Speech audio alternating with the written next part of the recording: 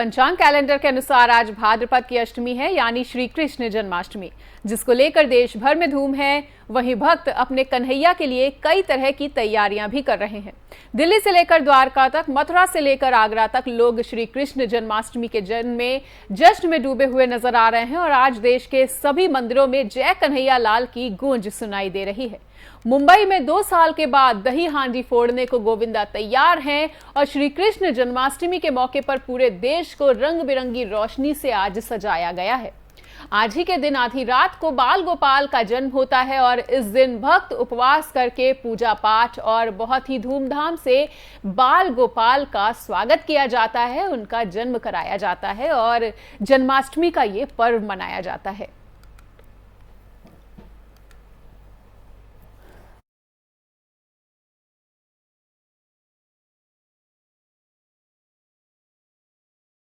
Corona के कारण 2 सालों तक भक्तों को जन्माष्टमी में मंदिर जाने की मनाही थी, लेकिन इस बार भक्तों के लिए मंदिर के दरवाजे फिर से खोल दिए गए हैं। इसी कड़ी में रोहिणी इस्कॉन मंदिर के पुजारी केशव मुरारी दास ने जन्माष्टमी को लेकर मंदिर के द्वारा किए गई व्यवस्थाओं की जानकारी दी है और उन्होंने क्या कुछ कहा है वो भी सुनिए। 2 सालों से ऑनलाइन तैयारी कर करके हम थक चुके थे। भगवान की कृपा हुई, कोविड भाग गया। अभी भी कहीं ना कहीं अपनी झलक दिखा रहा है, लेकिन भक्तों में और जनता में बहुत उत्साह है। और वैसे भी हमारी सरकार ने कोविड से लड़ने के लिए अच्छे इंजेक्शन पहले लगा दिए थे, वैक्सीनेशन अच्छा हो गया था, तो उसका प्रभाव दिल्ली में या देश में नहीं हो रहा है। 2 साल से लोग घरों में थे, टीवी पर या ऑनलाइन जो हैं दर्शन कर रहे थे और साथ ही साथ उन्होंने जो हैं आरती का प्रबंधन भी हमने उनको ऑनलाइन ही करवाया था। मैं जानना चाहूँगा कि अभी कई दिनों से तैयारियां चल रही हैं जन्माष्टमी को जी, क्या कुछ नया देखने को मिलेगा? देखिए, इस्कॉन की हमेशा जो जन्माष्टमी होती है एक भव्य जन्माष्टमी होती है और सबका आकर्षण का केंद्र रहता है ये। और पिछले कई दिनों से हमारी मीटिंग्स चल रही हैं रेगुलर। लगभग 800 वॉलंटियर्स हमने इस बार जन्माष्टमी में उतारे हैं, जो कि भक्त हैं और वो पार्किंग से लेकर सिक्योरिटी तक का सामान की सेवा देखेंगे। और साथ ही साथ तैयारियों में विशेष तैयारी ये है कि इस बार हम लोगों ने लगभग 100 बाय 200 का एक बहुत बड़ा चैनल वाला टेंट लगाया है, जिसमें जो पिलर लेस है, जिसके अंदर लगभग हज़ारों लोगों की प्रसाद की व्यवस्था की गई है। साथ ही साथ स्टेज पर सांस्कृतिक कार्यक्रमों का भी जो है एक बड़ा सुंदर प्रभाव रहेगा। सर, दिल्ली में कोरोना फिर दोबारा अपना कहर बरसा रहा है जी, तो उसको लेकर क्या सावधानियां बरती जाए? देखिए, कोरोना से अब तो लोगों को डर नहीं रहा, क्योंकि देश की सरकार ने सबको पहले ही कोविड इंजेक्शंस लगा दिए हैं, तो लोग भयभीत नहीं हैं अब। हाँ, लेकिन सावधानी फिर भी हमें अपने इन पर बरतनी चाहिए। उसको लेकर हमारी गाइडलाइंस लोगों को यही है, मैसेज में यही गई है कि आप जो है मास्क लगा कर आएँ, हैंड सैनिटाइज़र करके आएँ। यहाँ पर भी हम व्यवस्था रखेंगे, जो लोग मास्क पहनकर नहीं आए गलती से उनको मास्क देंगे, उनको हैंड सैनिटाइज़ करेंगे और पूरे मंदिर को भी सैनिटाइज़ किया जाएगा बार बार, जिससे कि कोविड के जो कीटाणु हैं वो यहाँ पर किसी को डिस्टर्ब ना कर सकें।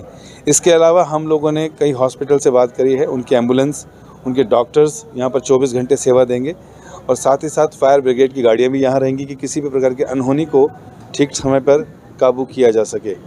ये हमारी तैयारी है। इसके अलावा जो है तैयारियों में भगवान को 556 भोग लगाए जाएंगे। भगवान जगन्नाथ बलदेव स्वरूप, उनका स्वरूप यहाँ पर है। उन विग्रहों को नीचे से -1 में अभी उनको हम ग्राउंड फ्लोर पर लेकर आएंगे, ताकि हज़ारों लोग उनका आसानी से दर्शन कर सकें।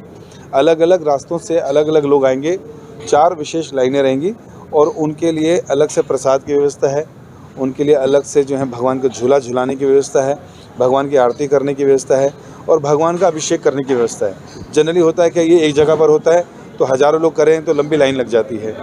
2 सालों से ओडिशा में हो रही लगातार बारिश के कारण बाढ़ के हालात बने हुए हैं, जिसके चलते ओडिशा के मुख्यमंत्री नवीन पटनायक ने गुरुवार को बाढ़ प्रभावित जिलों का हवाई सर्वेक्षण किया। वहीं सीएम नवीन पटनायक के हवाई सर्वेक्षण के बाद खुर्दापुरी, कटक, केंद्रपाड़ा और जगत सिंहपुर जिलों के बाढ़ प्रभावित गांव के लोगों के लिए 15 दिनों की सहायता की घोषणा की गई है।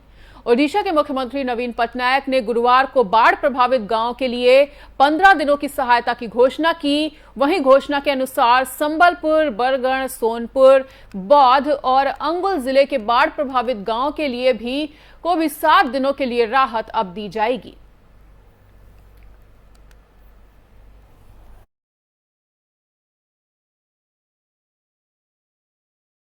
कॉमेडियन राजू श्रीवास्तव की हालत बेहद गंभीर बनी हुई है और इस समय वो जिंदगी और मौत के बीच जंग लड़ रहे हैं।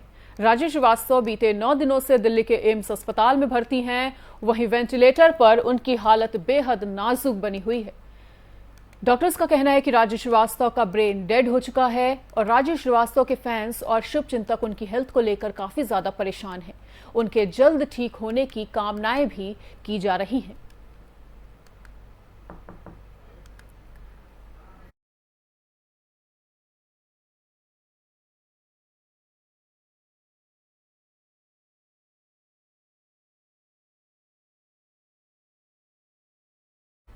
बिहार में महागठबंधन सरकार को सत्ता में आए 10 दिन भी नहीं हुए हैं और आलम यह है कि बदमाश बेखौफ होने लगे हैं।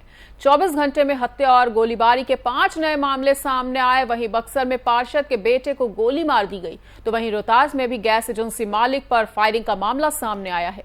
एक के बाद एक अपराध की घटनाओं ने राज्य सरकार के सुरक्षा के मॉडल को भी कटघरे में लाकर खड़ा कर दिया है और रोहतास में एक गैस एजेंसी के मालिक 45 वर्षीय वीर बहादुर सिंह को भी बेखौफ अपराधियों ने गोली मार दी और मौके से वो फरार हो गए।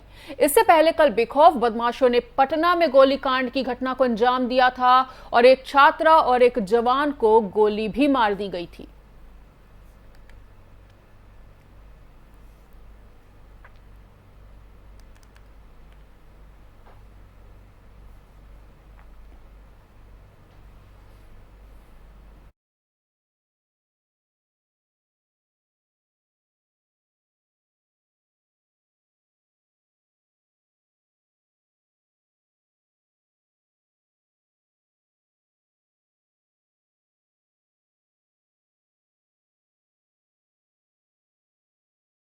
और फिलहाल इस वक्त के बुलेटिन में इतना ही। प्रदेश और दुनिया की बाकी खबरों के लिए जुड़े रहिए FF न्यूज के साथ।